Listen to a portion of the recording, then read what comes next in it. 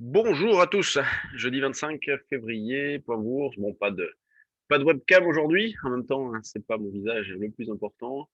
Et demain, on se retrouve pour notre live hebdomadaire, donc à 9h30 sur notre chaîne YouTube.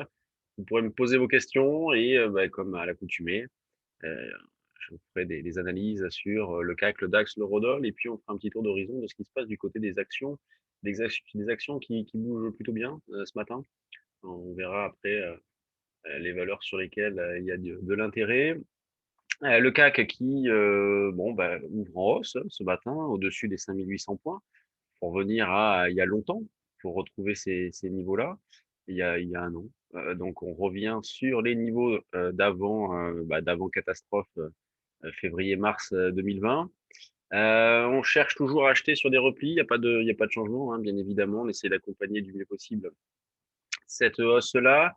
Alors hier, même depuis le début de la semaine, hein, on a des mouvements qui sont intéressants, qui sont intéressants à exploiter. Hier, par exemple, on a acheté notamment dans cette zone de 55-60 l'après-midi. Le matin, moi je vous l'avais dit, j'avais acheté à 5745, revendu à 5770. Le marché va plus haut, on rachète. Donc on s'inscrit toujours dans cette logique-là, à savoir accumulation d'écart plutôt.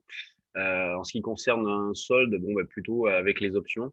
Et d'ailleurs, on l'a fait en début de semaine, notamment lorsqu'on est revenu sur les 5700, 700, 720, où là, on a proposé d'acheter des calls. Moi, je l'ai fait. Donc, on s'inscrit dans cette logique-là.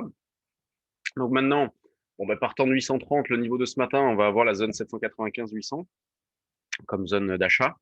Donc zone d'achat proche, mais en même temps logique, qui correspond à un écart type. Et puis sinon, en dessous, on a 5775 jusqu'à 5755. On peut considérer que tant qu'on évolue au-dessus de 700-720, les probabilités de rebondir sont supérieures. Donc, on peut tenter des achats d'une manière systématique sur des replis sans se poser trop de questions. Et si jamais, notamment en fin de journée, le marché repart un petit peu à la baisse, là, il faudrait être davantage méfiant. En tout cas, en ce début de séance, je suis placé sur 5795. Alors, divergence entre le CAC et le DAX, assez nette, puisque le CAC, lui, est au plus haut. Le DAX est en repli ce matin. Donc un repli de 0,19%, c'est pas méchant non plus, hein. Et on arrive à proximité d'un petit support sur 19 935, c'est une petite zone support. En dessous, c'est le double appui avec hier, 890 900.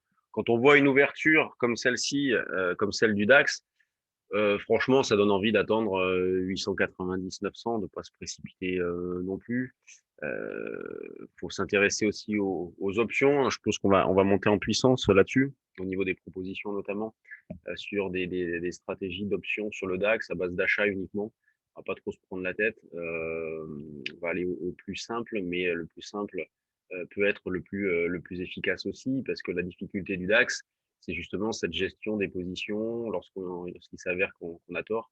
Alors que avec les options, en les achetant, si on a tort, c'est pas grave, on perd la prime. Et justement, il y a des échéances de durée assez courte, hein, d'hebdomadaire, qui permettent de faire des choses assez incroyables. Donc on va s'y intéresser de plus en plus près, parce que c'est vrai que sur le CAC, il existe également des hebdomadaires, mais ça ne traite pas, il y a rarement des fourchettes, c'est un peu le bazar. L'eurodoll, lui, continue de se balader, toujours plutôt entre les mêmes limites, avec un biais haussier depuis quelque temps. Donc, une reprise qui se poursuit, hein, ce matin, un 22 côté. Achat sur repli, un 21, 70, 75 comme niveau d'intervention proche.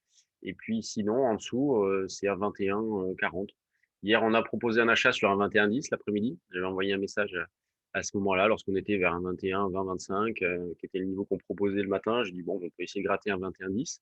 Donc ça a été le plus bas de cette phase-là. Et puis derrière, l'eurodoll a repris 90 pips, donc ce qui permet quand même ce qui a permis de faire des choses, hein, de profiter de cette reprise-là. C'est pareil, pas un directionnel marqué sur l'eurodoll depuis pas mal de temps, mais un biais qui est haussier. Voilà, donc les indices sont haussiers, tout comme l'eurodoll, et donc du côté des actions, on va changer d'écran. On va mettre celui-ci. Voilà l'écran. Avec ce matin des financières qui se portent bien, AXA 2,5, SocGen +2, BNP 1,5, donc Bon, bah, les financières, vous voyez, comme on prend par exemple l'AXA qui franchit ses plus récents. On est dans une phase, vous voyez, hier je disais, bon, est-ce qu'on est dans une phase d'opportunité ou de retournement? Bon, bah, quand on regarde le comportement global du marché, on est dans une phase d'opportunité avec des valeurs qui franchissent les derniers plus hauts, donc à l'image de ce que fait AXA, ce qui ce qui se passe sur la SocGen depuis quelques temps. Vous avez également, donc, dans le CAC ici, 5822 points, un volume 400 millions, c'est honnête, c'est plutôt pas mal. Une valeur comme Sanofi, vous voyez, le CAC qui se comporte très bien, malgré Sanofi, malgré la troisième plus grosse pondération qui est vraiment à la traîne, qui est vraiment en sous-performance, elle est, elle, sur ses plus bas. Donc, c'est vraiment terrible, cette valeur-là. En même temps, il rate tout en ce moment. Donc, ça se ressent au niveau du cours de bourse. La plus grosse pondération LVMH qui accumule pour haut, donc c'est plutôt pas mal. Air Liquide, bon, Air Liquide, vous voyez, il y a des divergences. Air Liquide, on est autour de 130, on est resté sur un support, elle passe au travers. Je la surveille, celle-là, pour peut-être essayer d'en faire, mais bon, vu l'allure générale, on va peut-être essayer d'attendre plutôt 125. Euh, Après, qu'est-ce que nous avons? Bah, Total qui a déclenché une impulsion haussière aussi de 38. On a déclenché là une impulsion sur une pétrolière à Amsterdam hier, donc qui confirme aujourd'hui. Dans les screeners, qu'est-ce que nous avons? Dans le 1 quart par exemple, Prologue qui bouge bien, MND on est dessus.